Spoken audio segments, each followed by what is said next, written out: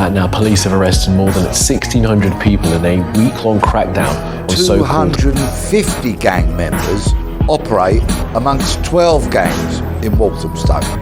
But the Mali Boys sit very much at the top of that pile. The Mali Boys, one of the most violent gangs in London, just last year. One of the most notorious of these is called the Mali Boys, who operate in East London.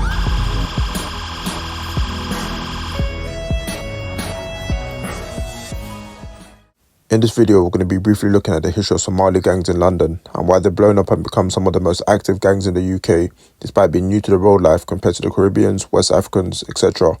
In order to do this, we have to go back into the history of Somali migration into the UK.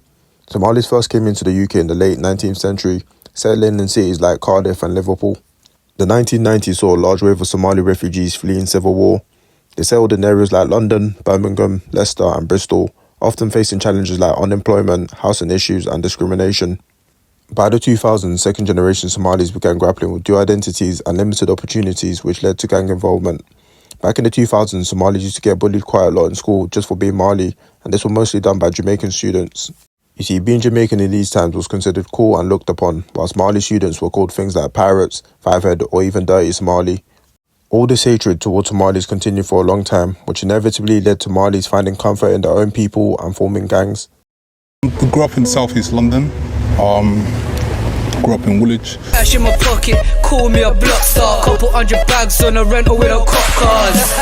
See, I'm balling like the Lakers, grind hard every day, shining on his haters. The Woolwich Boys was one of the first Mali gangs coming from South London in the late 90s.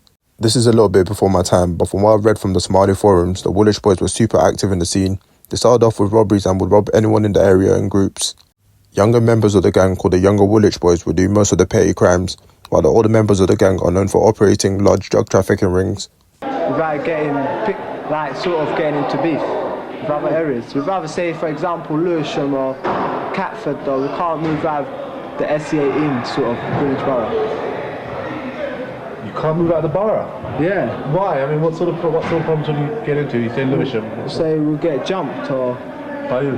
By the people in that area. The black people in that area. Gangs? The Malis from Woolwich Boys were also involved in the murder of police officer Sharon Vivensky back in 2005. It's now said that many of the older lots used the money that they made from trapping to run legit businesses and get out of the scene early, with a lot of them now married with kids and living a quiet life. Many of the Woolwich Boys weren't so fortunate and got radicalised to becoming terrorists, joining ISIS in a mass recruiting and losing their lives in Syria. After the Woolwich Boys, there's been a lot of Mali gangs formed all over London, from Northwest B9 crew to Black Mafia family.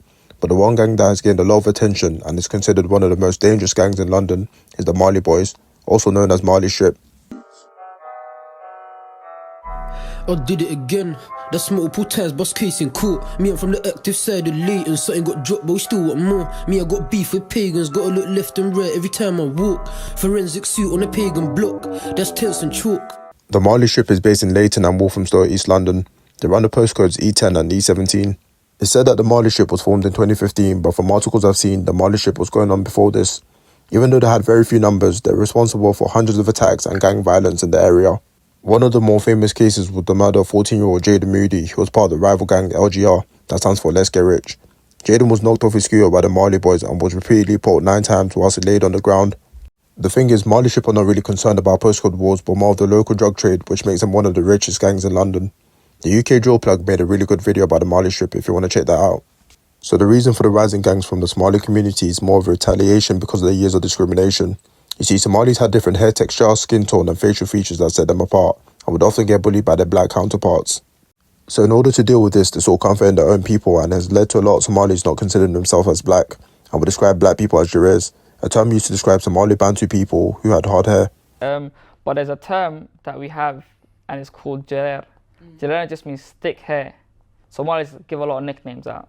They give a lot. To this day, you can find small Mali gangs all across London, from North London 4th Street to Chatham High Street. Hopefully this video was informative and gave you an insight of the history of Somali gangs in London.